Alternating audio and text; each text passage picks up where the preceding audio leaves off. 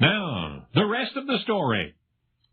In 1752, during the calm before our great American storm, the spiritual and social vortex of the city of Philadelphia was Christ Church.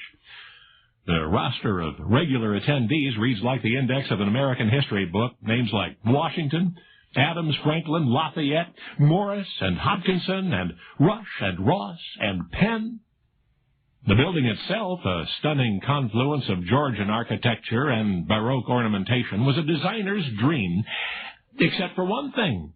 Christ Church had no steeple. Well, now, in any other place at any other time, such a discrepancy might have been overlooked. The building was already a quarter of a century old, and it looked fine the way it was. But the Philadelphia of 1752 was a city riding the crest of its own vibrancy.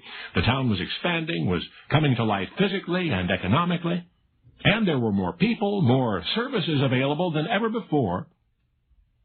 So as a byproduct of that blossoming civic consciousness, it was decided by the distinguished members that Christ Church would have a steeple with a, quote, ring of bells.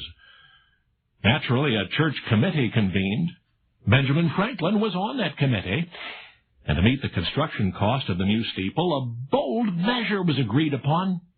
Even though surely many members would object on moral grounds, the committee decided to organize a lottery. Ben Franklin was perhaps the most active member of what became the Lottery Committee. In an effort to sell the idea, he told the other members how much the church meant to him and how much more beautiful a steeple would make Philadelphia's skyline. However, the main reason Ben Franklin wanted that steeple built, the reason he dared not divulge even to his fellow committee members, well, I wonder if you could guess what that was. Anyway, in the wake of many pious objections, Ben Franklin worked hard to promote what was then being called the Philadelphia Steeple Lottery. But cost estimates for the steeple construction ranged well over £2,000. Remember, it was still British money at the time. And as the months passed, it became evident that a second lottery would be required. Well, before you know it, it's 1753. Some folks are saying, hey, this is too much trouble, but Ben Franklin vigorously hung in there. And it's only looking back on it that we can see Ben's ulterior motive. Look, in 1749, Franklin summarized his findings on electricity. And in 1750, he proposed a lightning experiment to be conducted from a sentry box in a high tower or a steeple.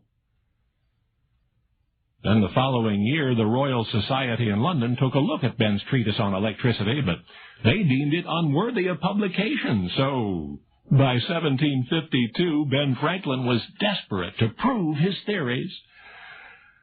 And, of course, 1752 was the year of the Philadelphia Steeple Lottery. But the fundraising project and subsequent construction of the steeple would take longer than Ben had imagined. So, out of necessity, he turned to another invention. Christ Church eventually got its steeple, but by then, in order to verify his lightning electricity theories, Ben Franklin decided instead to go fly a kite. Only now, you know the rest of the story.